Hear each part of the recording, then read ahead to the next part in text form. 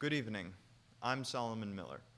For our last story tonight, I'd like to personally take a look at a required topic at school that you might have a class in.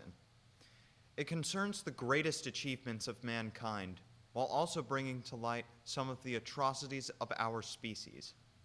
It helps us understand the world just a little bit more, while also confusing us about some other things. It could unite us, and it could divide us. I am the innocent Bullseye. Japanese have attacked Pearl Harbor by air. I'm talking about history. Kennedy has been shot. One small step for man. It proved to be self-evident that all men are created equal. History. The term conjures up many images in one's mind. The Declaration of Independence, World War II, the Civil Rights Movement, and many other important events in this time frame that we humans have been alive. But let me ask you something. Do students truly like learning about all of this? Should they be learning about this? And so I took the liberty of asking some to find out. Yes, I do think that we should be learning it.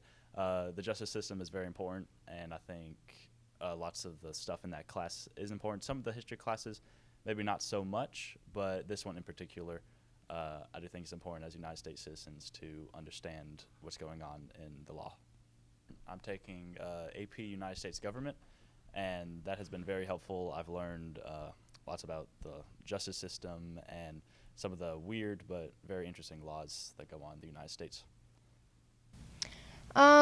Yes and no. I think U.S. history is important because it's where we live, and it's good to know how America became America.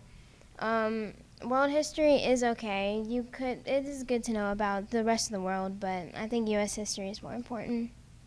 Well, learning about history is a good thing to know because it helps people know about the background of how things came to be and like about the world, and it's good to know prior knowledge of things. After I finished interviewing some of the students, I took some time to get perspectives from two of my favorite teachers on this topic. My name is Parker Jarnigan, and I teach in the social studies department at Oak Ridge High School. I teach world history and psychology this year. I'm Coach Gray. I am a United States history teacher and also assistant athletic director. I asked them questions such as, why do you like teaching history? The big thing that got me turned on to history was the fact I love going to the movies. My students that have had me know that I'm a big movie buff. I use a lot of movie quotes in my class, and going to the movies and things like that, I have a better understanding of the movies because of the history that I've studied. I guess the thing that I love the most about teaching history is finding ways to allow students to see the connection to how history has impacted their very own lives, whether that is pointing out how our town was created in a particular moment in history, or kind of more little everyday things like the way in which we interact with one another was determined by things like the beginning of industrialization and capitalism, things like we wake up at a certain time and go to bed at a certain time and work roughly 40 hours a week, whether that's here at school or at a job when we leave school. Okay. Why do you think students should learn about history? I think that students have to understand that they are a piece in this very long historical process of change and development and growth of new dynamics. They are a person that has been impacted by many different forces in history, and also they are contributing to new forces and new dynamics in history. So I think it's important for students to understand how the past has led to the moment that they're at today, and also to understand how history continues to get made every day and how they can contribute to that. Okay, it's what I talk about the very first day of the year, and I remind them all year long. And you were a student in my class, you should probably remember this. I constantly talk about how history has a tendency to repeat itself, and that we need to learn from our previous mistakes in order to move forward. What do you think are some possible benefits and downsides to learning about history? Okay, I mean, I think the benefits, once again, I think it's really important to understand what our background is, and gives us a good foundation. The drawbacks have a tendency sometimes, people don't really want to look at the past, and they're like, oh, this is so boring. But, as I tell them all the time, I said, when you start talking about wars, I said, we have a tendency to kind of move over things and not really understand the people that have sacrificed in this country, and what they've sacrificed to be able to give us the freedoms that we have. Well, the downsides obviously is going to be a little harder because I think there can't be downsides. The benefits to understanding history are you have a better understanding of why the world is the way that it is, why things work the way that they work, why societies function the way that they do. I guess if there are any downsides to learning about history is that in many ways it can be shocking or maybe even depressing. It can make you feel as though human beings are bad because lots of bad things have happened in history. So I guess that might be one downside. When we're young, we kind of have a story or a narrative that history is all about life getting better for everyone. And when you actually start digging into it, that's a part of the story, but there are lots of negative aspects to the historical record as well. So maybe I guess one downside could be your eyes are open to some of those kind of dirty parts. How do you think students could apply their knowledge of history to modern times? I think that you have to be able to see the connection to the past, really understand how the modern world is functioning.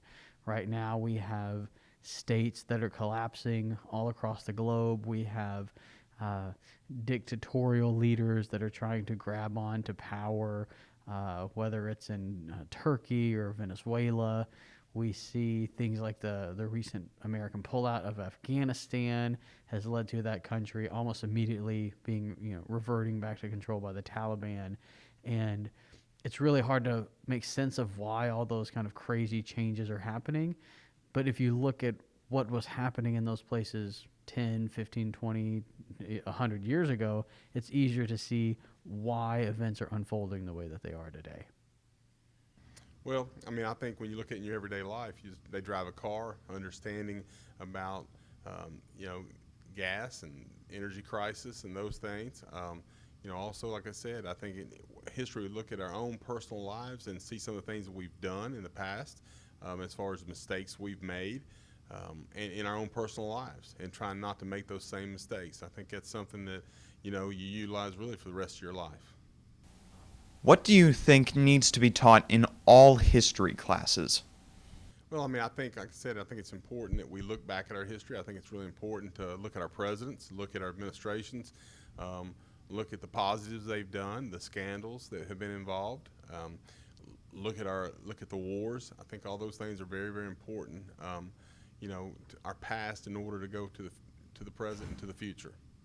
I think beyond values or specific content, the thing that all history classes have to teach is how to analyze the textual source, as well as how to interpret events from the past from a variety of perspectives. With history, there's no one answer as to why something happened. There's usually multiple factors that lead to a certain event or a certain moment in time taking place, and a good history class will give students the tools to make those judgments for themselves. Okay, well, thank you both for your time. Thank you, Mr. Solomon. Okay, thank you. Well, I believe that is our story for tonight. And after getting all these perspectives and viewpoints, I think it's safe to say that history is a very crucial topic that should be taught in all schools everywhere. So the next time you're in a history class, remember this: history cannot repeat itself if you know all of its tricks. Well, that's it for tonight. Tune in tomorrow for some more news about Oak Ridge that you might like to know. I'm Solomon Miller. Good night, Tennessee.